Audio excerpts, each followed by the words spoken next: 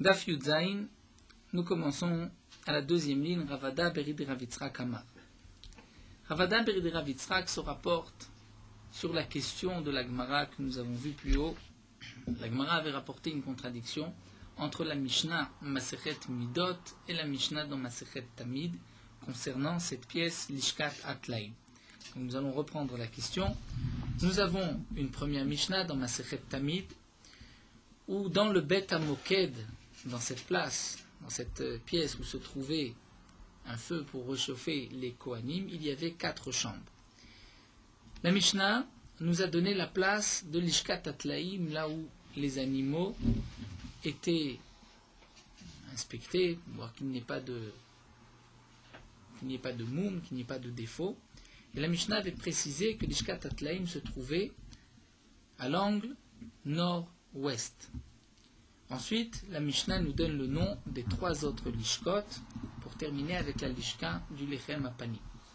Et comme nous l'avons vu plus haut, donc certainement que le Tana va toujours dans le sens des Yemin, c'est-à-dire en vérité dans le sens contraire de l'aiguille d'une montre, comme lorsqu'on fait le contour du Misbéar, on va derrière Yemin. Donc puisque le Tana nous a dit d'abord nord-ouest, ensuite il va nous parler de sud-ouest, sud-est et nord-est. Donc la dernière lishka où on faisait le lechem apanim, c'était nord-est. Ça voudrait dire que d'après le Tana de Masechet Tamid, l'ishkat atlaim où se trouvaient les bêtes, qu'on vérifiait, ces bêtes n'est pas de moum, se trouvaient nord-ouest. L'ishkat lechem apanim où on fabriquait le lechem apanim, c'était nord-est. Et la Mishnah dans Masechet Midot avait expliqué qu'il y avait 4 chambres dans le Bet HaMoked. Et la Mishnah là-bas précise exactement l'emplacement de chaque chambre.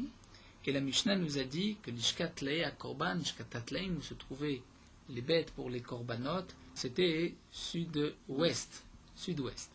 Et la deuxième, qui était sud-est, c'était l'Ishkat Shayosimba Lechem Apanim, où on faisait le Lechem Apanim. Donc d'après la Mishnah dans Masechet Tamid, nous avons vu que l'Ishkat Atlaim, c'était nord-ouest. L'Ishkat Lechem Apanim, c'était nord-est. D'après la Mishnah dans Masechet Midot, l'Ishkat Atlaim se trouve sud-ouest et l'Ishkat Lechem Apanim, sud-est. Donc nous avons donc une contradiction. Hier, nous avons vu la première réponse de la Gemara, celle de Ravuna, qui a dit qu'il y a une marloquette en vérité entre la Masechet Midot et la Masechet Tamid, et que l'auteur de Masechet Midot, c'est Rabbi Eliezer ben Yaakov, puisqu'on voit par ailleurs que dans Masechet Midot, c'est Rabbi Eliezer ben Yaakov qui nous parle, donc c'est une marloquette. Rabbi Eliezer ben Yaakov pense ainsi, et le Tana dans Masechet Tamid pense différemment. Nous avons vu ensuite une autre réponse de Ravada bar Ahava, d'après la deuxième explication de Rashi. Rashi avait expliqué que Ravada bar Ahava reprenait donc, la question initiale, et avait répondu cette fois-ci que l'auteur de Masechet Tamid, c'est Rabbi Yehuda. C'est toujours une marloquette Tanaïm, et l'auteur, c'est Rabbi Yehuda. Et donc nous avons ainsi répondu à cette contradiction. La Gemara continue. Ravada Berid Rav Yitzhak va nous donner une autre réponse. Il va nous dire qu'en vérité, Hamar, il a dit Haï Lishka, cette pièce, Aktsuye Mektsaye. Elle était longue. Ce n'était pas une pièce qui était à l'angle, mais c'était une pièce qui était assez longue. Dire entre le nord et le sud, elle s'étendait nord-sud, au point que des Atemitzafon, celui qui arrivait, qui venait du côté nord, Mitrazele Bedarom, lui pensait a priori que cette pièce se trouvait au sud, puisqu'il la voit donc en face, c'est vrai qu'elle est proche de lui, mais comme il la voit profonde, il se dit tiens, ça c'est une pièce qui est au sud. Le contraire, des Atemidarom, celui qui vient qui regarde, qui est positionné au sud, Mitrazele Betzafon. Pour lui, cette pièce paraît être au nord. Donc ce que Ravada Rav Yitzhak veut nous répondre, c'est qu'il n'y a pas de contradiction. C'est vrai qu'il y a dans une Mishnah où c'est marqué que l'Ishkat Atlaim se trouvait nord-ouest. Dans l'autre Mishnah, c'est marqué sud-ouest. Ce n'est pas une contradiction. Tout dépend où est-ce qu'on se place. Tout dépend comment on regarde cette pièce. C'est vrai qu'on pouvait imaginer qu'elle était au nord, comme on pouvait l'avoir, l'imaginer du côté sud. Et la Gemara rajoute et nous dit ou mistavra, et la logique c'est qu'en vérité elle se trouvait de Bemaravid Dromitavé. Elle était plus au côté sud qu'au côté nord. Et donc sa place était sud-ouest. Et c'est donc la Mishnah dans Masechet Midot qui est la plus exacte, puisque cette Mishnah nous avait dit Maravid Deromit, sud-ouest. La preuve qu'elle était au sud-ouest, puisque la Gemara va nous dire, nous avons, par ailleurs, nous avons déjà rapporté aussi une contradiction de cette pièce où on faisait le Lechem Apanim. Dans la Mishnah de Tamid, nous avons vu que c'était nord-est, et dans la Mishnah de Midot, nous avons vu qu'elle était sud-est. C'était aussi une deuxième contradiction des Mishnayot. Et la Gemara nous a rapporté l'explication, la Gemara va nous rapporter l'explication de Ravuna Berid et Rav Yeshua, qui dit qu'en vérité, il n'y a pas de contradiction par rapport à la pièce de l'Echem Apanim. Tout dépend comment on calcule. Est-ce qu'on va dans le sens contraire de l'aiguille de la montre ou dans le sens de l'aiguille de la montre? C'est-à-dire, c'est vrai que dans la Mishnah de Midot, on va Tzad Yemin, dans le sens contraire de l'aiguille de la montre, puisque la Mishnah là-bas dans Midot nous précise, cette pièce se trouve à tel endroit, sud-ouest, ensuite on nous parle de sud-est, ensuite de nord-est et ensuite de nord-ouest. Mais la Mishnah dans Masechet Tamid ne nous a pas précisé dans quel sens on va. Est-ce que c'est dans le Tzad Yemin ou de l'autre côté dans le sens de l'aiguille d'une montre? Et donc, Ravuna Berid et Rav Yeshua avaient répondu par rapport à la question de l'Echem Apanim que tout dépend dans quel sens on calcule au marché. Donc là, la Gemara va nous montrer, va nous prouver que la pièce Lishkat Atlaim se trouvait en vérité Ma'aravid Deromit, donc sud-ouest. Et si on explique ainsi, on pourra aussi répondre à la question du Lechem Apanim. Mais si on explique que cette pièce se trouvait nord-ouest, la question du Lechem Apanim restera. Comment ça? Nous allons voir. La Gemara nous dit Mimai. Donc Mistavra, la logique c'est de Bemaravid Deromit avec que cette pièce, même si elle paraissait être au sud comme au nord, elle était plus au sud qu'au nord et elle était sud-ouest. Mimai. Quelle est la preuve? Mideramin Lechem Apanim Lechem Apanim. Puisqu'on rapporte une contradiction de Lechem Apanim à Lechem Apanim, cette contradiction de cette deuxième pièce, est-ce qu'elle se trouvait nord-est ou sud-est?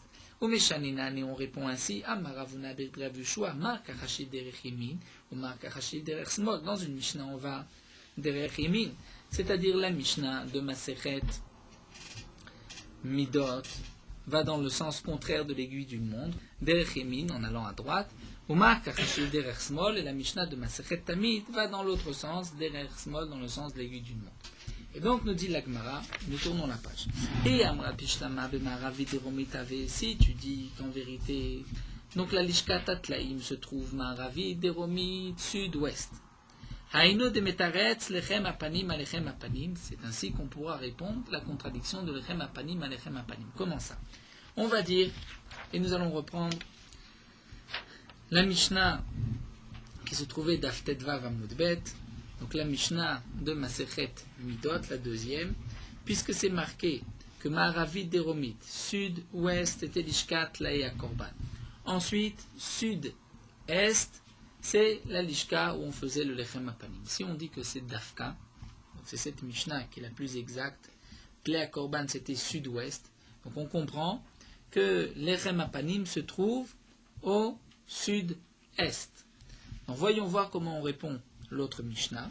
L'autre Mishnah qui nous a dit que l'Ishkat Atlaim se trouvait nord-ouest. Pourquoi? Puisque là-bas on parle de quelqu'un qui se trouve au côté sud, et qui voit cette pièce un peu plus au nord. Mais elle n'était pas nord-ouest. Elle était sud-ouest. Puisque ce Tana, d'après Ravuna Berid Rav Yeshua, va dans le sens de l'aiguille de la montre, il va derech smol. Donc lorsqu'il dit ensuite Arba lishkot ayusham, Achat lishkat atlaim, Achat lishkot achotamot, Achat lishkot amoked, Achat lishkat shosim balechem apanim, si on dit que la première lishka se trouve sud-ouest, donc la seconde se trouve nord-ouest, ensuite nord-est, et la quatrième qui est celle de lechem apanim, c'est sud-est, et donc ça rejoint la Mishnah de Masechet Midot. Là ça marche. Et la Yamar, mais si tu dis que non, Sonit Maravita, que cette pièce en vérité se trouvait nord-ouest. Et c'est donc la Mishnah de Masechet Tamid, la première, qui est la plus exacte. Donc si c'est ainsi, lorsque tu continues dans le sens de l'aiguille de la montre, il va s'avérer que le Leshka de Lechem Apanim se trouve être au sud-ouest. Sud-ouest, la Mishnah dans Masechet Midot nous a dit sud-est. Là, on ne pourra pas répondre. Donc c'est ce que l'Agma nous dit. Et là, Yamat, mais si tu dis que Tzfonit Ma'aravit que cette pièce se trouvait nord-ouest, sauf, Maïtirutza de Lechem Apanim, comment pouvons-nous répondre la question de Lechem Apanim? Et là, la Shmamina, Bemaravid de Romitave Shmamina. Donc on peut déduire de là que la pièce Lishkei Atlaim se trouve à l'angle sud-ouest, et le Tana qui nous a dit nord-ouest, c'est simplement parce qu'il nous parle de quelqu'un qui est du côté sud et qui la voit un peu plus vers le nord. La Gemara termine cette Suga avec une dernière petite question. Nous venons de dire que un Tana va tzad yemin, donc dans le sens contraire de l'aiguille de la montre, comme pour le Misbéa, comme nous l'avons vu plus haut. Nous avons vu que un autre Tana, le Tana de Masechet Tamid, lui va dans le sens de l'aiguille de la montre, c'est-à-dire dans derrière small. Et là demande la Gemara va marmar. Pourtant nous avons vu plus haut que le kol pinot chataponé le derrière yemin. Dans le Bet Hamikdash, chaque fois qu'on doit contourner, qu'on doit tourner, c'est toujours du côté droit. Et donc on devrait aller dans le sens contraire de l'aiguille de la montre. Comment tu peux expliquer que le Tana va derrière small? Et donc ça devrait être derrière yemin. Donc chaque fois que tu dois contourner, que tu dois tourner, si tu es au sud, tu dois aller à droite vers l'est. Hanemile, la Gemara répond, c'est seulement Ba'avoda, au moment où tu dois servir au Beth Amikdash. Mais là c'est juste un calcul, où est-ce que se trouvaient les pièces. Là le Tana c'est pas grave, même s'il va dans le derech small plutôt que le derech yimi. Là, nous avons terminé cette longue sugya de tous ces calculs dans la Masechet Midot, du Bet Hamikdash, et nous reprenons notre Mishnah.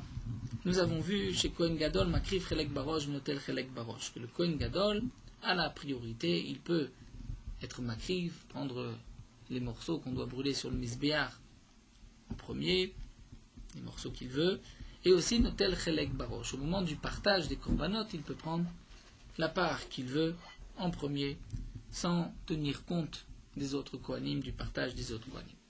Tanou Rabbanan, la Gemara nous rapporte une braïta. Ketzad makriv chelek barosh. Comment le Kohen Gadol a le droit d'offrir, d'apporter chelek, la part qu'il veut, barosh, en premier. Omer, il peut dire, Olazo ani makriv. Ce korban-là, c'est moi qui vais l'offrir. Minchazo ani makriv, ou cette offrande, c'est moi qui vais l'offrir. Ketzad notel chelek barosh. Comment au moment du partage, le Kohen Gadol peut prendre la partie qu'il veut. Omer, il peut dire Chatazo ani ochel, ce korban chatat, c'est moi qui vais le manger. Hachan ze ani ochel, ce korban hachan, c'est moi qui le mange. Venotel chala mishte chalot. Même à Shavuot, où il y a 2 chalot, 2 pains, qui vont être distribués entre les Kohanim, le Kohen Gadol prend une des 2 chalot. Une chala pour lui, et le reste c'est pour tous les autres Kohanim. Et arba o chamesh mimase lechem apanim. Des 12 chalot qui se trouvaient sur la table, lechem apanim, qui devaient être mangés le Shabbat, partagés le Shabbat, lorsqu'on renouvelait le lechem apanim, le Kohen Gadol peut prendre 4 ou 5 chalot parmi ces 12. Nous verrons, la Gemara va nous expliquer pourquoi 4 ou 5. Rebi Omer, Rebi dit Leolam Chamesh. D'après Rebi, c'est toujours 5. Chez Nehema, comme c'est marqué, après certains, on ne va pas lire Leolam, dire juste Chamesh. Rebi Omer, Leolam Chamesh, Rebi nous dit c'est 5, c'est pas 4 ou 5. Chez Nehema, puisque c'est marqué. Ve'aita le Aaron ulbanav. C'est marqué que ceci sera pour Aaron et ses enfants. La suite du passouk, ils les mangeront bemakom kadosh. Puisque c'est marqué le Aaron ulbanav, on apprend de la merza le Aaron ou merza la banav. La moitié pour Aaron et la moitié pour ses enfants. Donc d'après Rebi, le Kohen Gadol va prendre la moitié.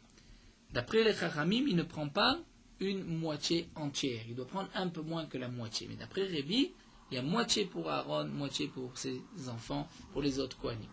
Donc effectivement, il y avait 12 lechem apanim, mais il ne prendra pas la moitié de 12, 6, mais la moitié de 10, étant donné qu'il y a 2 chalot qui ne font pas partie du partage, comme nous le verrons par la suite, qui sont donnés au Mishmar Ayotse, au Mishmar Nichnas, Mishmar qui va rentrer et qui va lui-même fermer les portes le soir.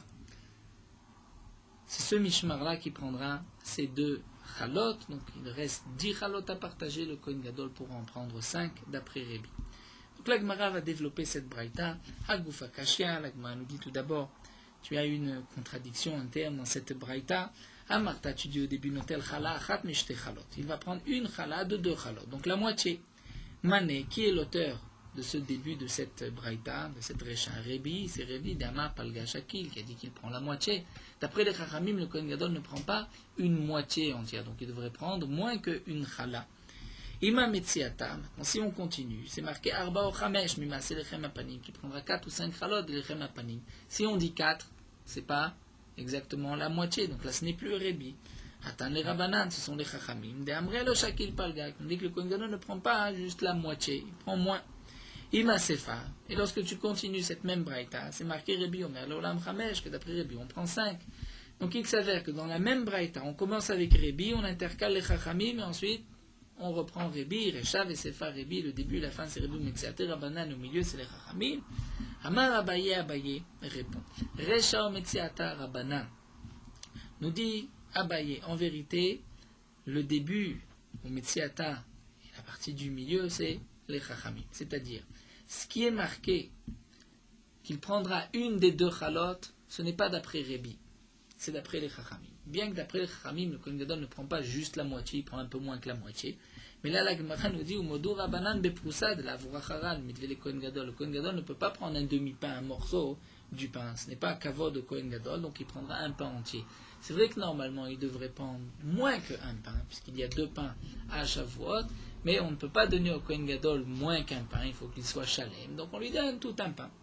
Donc le début de la braïta, c'est les Chachamim. Le Kohen Gadol, s'il n'y a que 2 chalot, il prend une chala tout entière. Ensuite, si c'est pour le Lechem Apanim, il prendra 4 ou 5. Nous verrons quand est-ce qu'il prendra 5, quand est-ce qu'il prendra 4.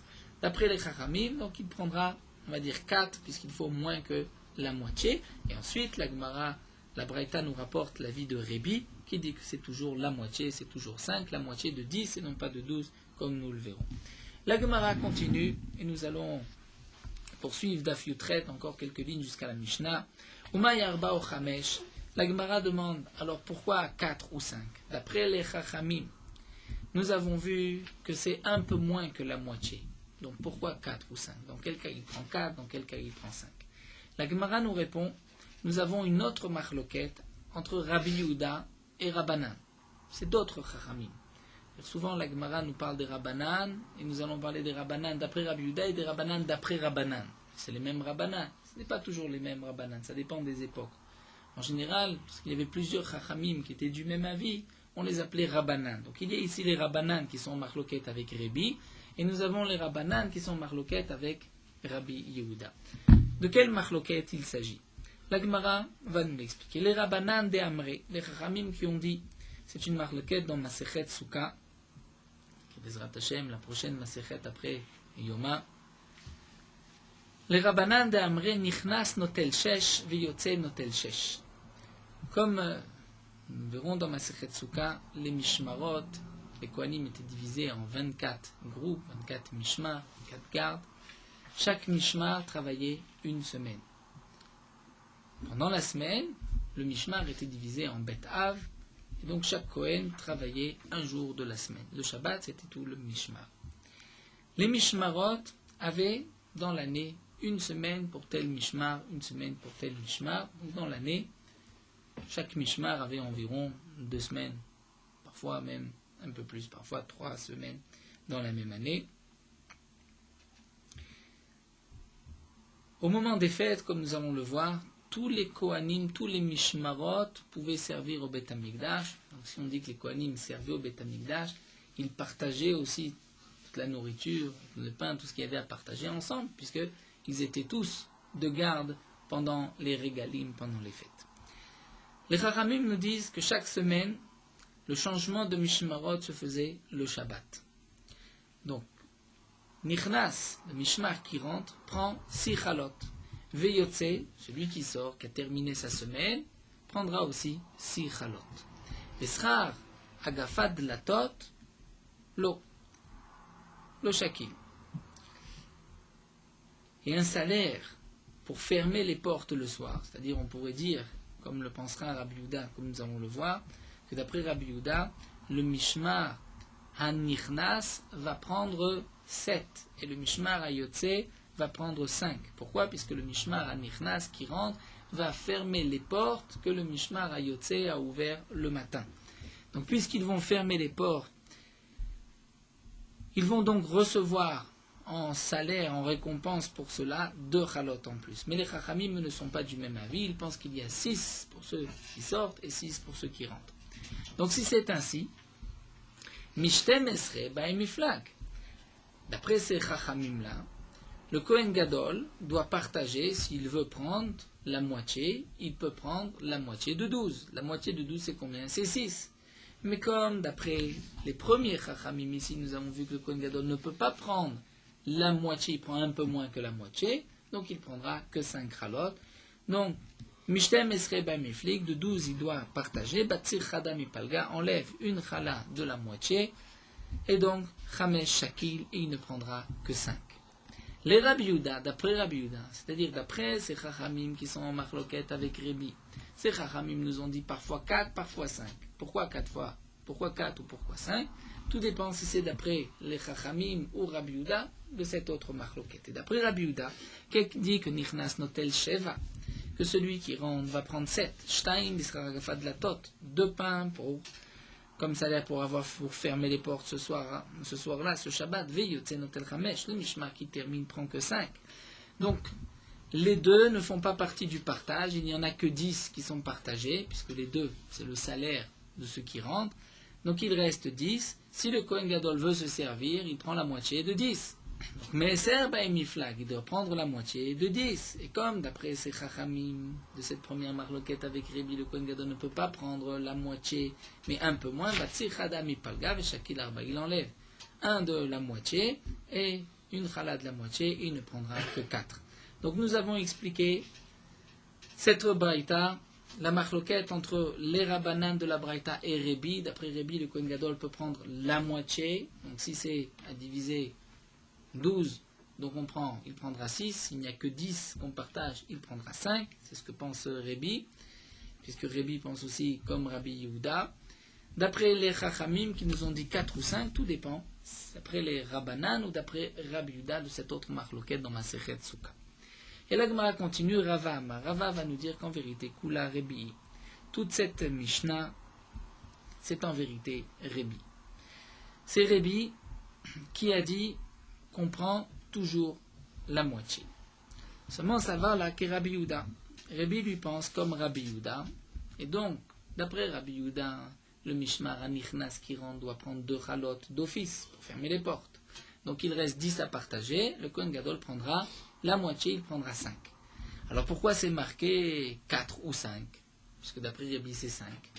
Eh bien la Gemara dit Ve'lamay arba, achamesh ba'el mishkal. Pourquoi 4? C'est 5 que d'après Rébi on doit prendre. Et la première réponse de la Gemara, qui était la réponse de Abaye, c'est que dans cette même braïta, il y a l'avis de Rébi et l'avis des Rabbanan. Donc Rébi c'est toujours 5, les Chachamim tout dépend. D'après Rabbi Yehuda, c'est 4, et d'après les Rabbanan de cette autre marloquette, c'est 5. Ici, Rava n'est pas d'accord. Rava dit que toute la Mishnah, on ne parle pas de Rabbanan, on parle que d'après Rébi. Et d'après Rébi, on devrait prendre 5, puisque Rébi pense comme Rabbi Yehuda. Et puisqu'il n'y en a que 10 à partager, 2 sont offerts d'office à ceux qui rentrent et qui vont fermer les portes.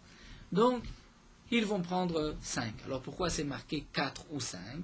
Eh bien, la Gemara nous dit Lokash. Hadika mishmar amit akev, adilika mishmar amit akev. Tout dépend s'il y a un mishmar amit akev ou pas.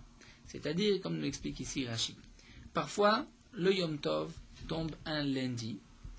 Lorsque Yom Tov tombe un lundi, ce Yom Tov-là, toutes les mishmarot, tous les kohanim vont venir servir au Beth Amikdash. Quand est-ce que ces kohanim doivent arriver au Beth Amikdash? Donc, veille de Yom Tov pour servir Yom Tov. S'il y a un mishmar qui devance, qui vient vendredi, pendant ce Shabbat où on va partager le lechem apanim, en vérité ce n'est pas son mishmar à lui, c'est le mishmar de celui qui termine cette semaine. Donc là, lui va rester, parfois, il a devancé, il restera un Shabbat en plus, ou bien, dans un cas inverse, où Motsai Yom Tov tombe un vendredi. Lorsque Motsai Yom Tov tombe un vendredi, donc les mishmarot vont rentrer, ceux qui ont servi pendant la fête vont rentrer chez eux vendredi. Dans certains ne vont pas rentrer vendredi, vont attendre Motsai Shabbat, vont attendre dimanche. Donc il reste un Shabbat en plus. Mais ce Shabbat, ça ne fait pas partie de leur mishmar. Quel va être le din dans ce cas-là? Rashi nous rapporte ce qui est marqué dans Masechet Sukkah, que lorsqu'il y a un Shabbat pendant la fête, toutes les mishmarot vont partager à égalité le lechem apanim. De même, s'il y a un Yom Tov qui est Samour les Shabbat, c'est-à-dire lorsque le Yom Tov tombe un vendredi ou un dimanche, étant donné que les mishmarot ne peuvent pas rentrer chez eux, eh bien, c'est comme un Shabbat au milieu de la fête et toutes les mishmarot vont partager le lechem apanim. Puisqu'il y a 24 mishmarot, donc chaque mishmar reçoit un demi-pain. Mais lorsque il y a un jour de décalage, lorsque Yom Tov tombe un lundi, donc le mishmar aurait très bien pu arriver, les mishmarot auraient pu arriver le dimanche. Pourquoi sont-ils venus depuis le vendredi? Ou lorsque ça se termine un jeudi, ils ont la possibilité de rentrer chez eux le vendredi. Pourquoi restent-ils jusqu'à Shabbat? Dans ce cas-là, c'est appelé le mishmar amit akev. Lorsqu'il y a un mishmar amit akev, on ne leur donnera pas la moitié, on ne partagera pas avec toutes les mishmarot qui sont là, mais on leur donnera pour eux 2 chalot. Qu'il y ait un mishmar ou qu'il y en ait 12 qui soient restés, on leur donne 2 chalot et le reste sera partagé entre le mishmar qui termine et le mishmar qui rentre. Donc là, la Gemara répond. D'après Rabbi Yehuda, c'est vrai qu'on va donner 2 pains à ceux qui rentrent, 2 pains d'office. Ensuite, il reste 10 pains. Lorsqu'il y a un mishmar amitakev qui est venu un peu plus tôt ou qui reste un peu plus tard, on va donner pour ce mishmar-là, pour tous ceux qui sont restés, on donnera encore 2 pains. Donc il nous reste combien de pains à partager? 8. Il nous reste 8, 4 pour ceux qui rentrent et 4 pour ceux qui sortent. Alors, si le Kohen Gadol lui veut se servir et dit tiens, je veux prendre du lechem apanim, on doit lui donner la moitié. D'après Rébi, c'est exactement la moitié, donc la moitié de 8, c'est 4. C'est donc pour cela, dit la Gemara, Ika mishmar amitakev mishmone bain miflag, s'il y a un mishmar qui est resté, qui a devancé, donc on doit partager de 8, puisqu'il y a encore 2 pains pour eux, et Shakil Arba, et le Kohen Gadol prendra 4. Il Ika mishmar amitakev, donc Meser bain miflag, un de 2 qui part tout d'office pour ceux qui rentrent, il en reste donc 10, et Shakil Chamesh, il en prendra 5. Donc d'après Rava, cette braïta ne nous parle pas de la vie des Rabbanan, qui sont en marloquette avec Rébi. Il n'y a que Rébi. Donc c'est pour cela qu'il y a une chala des 2 chalot qui va pour le Kohen Gadol. C'est pour cela aussi qu'il y a 4 ou 5, tout dépend si la Mishmar Anichnas, Mishmar Ayotse. Mais nous allons terminer avec une petite question sur cette explication. C'est que si c'est ainsi, Ari Maï Repi Omer L'Olam Chamesh. Qu'est-ce que dans la Braïta, Rébi rajoute et nous dit L'Olam Chamesh, c'est toujours 5, puisqu'on nous a déjà parlé de Rébi qui nous dit 4 ou 5. Kashia, c'est effectivement une question, nous dit la Gemara. On reste avec une question d'après cette explication de Rava. Donc nous avons 2 explications de cette braïta, bien que la Gemara reste sur une question, ça ne veut pas dire que l'avis de Rava a été complètement réfuté. C'est une question, ce n'est pas une tioufta, il a été objecté, on ne retient pas son avis. Donc on peut expliquer la braïta, ou bien comme Abaye, que dans la braïta on nous parle, au début, les 2 premiers dinim sont d'après les Chachamim, et ensuite on nous parle de Rébi. Donc d'après les Chachamim, lorsqu'il y a les 2 chalot de Shavuot, le Kohen Gadol prend une chala, puisqu'on ne peut pas donner moins qu'une chala, ça ne se fait pas de couper la chala, donner un petit bout au Kohen Gadol. Donc il prend une chala, et ensuite 4 ou 5, nous avons expliqué par rapport à cette autre marloquette que nous avons vue dans Masechet Sukkah. D'après Rava, notre Mishnah ne nous parle pas des Rabbanan, c'est toujours d'après Rébi, et 4 ou 5 avec le Mishmar Amitakev. Voilà, nous allons nous arrêter ici à cette Mishnah, et nous reprendrons le Seder du Kohen Gadol, Bezrat Hashem.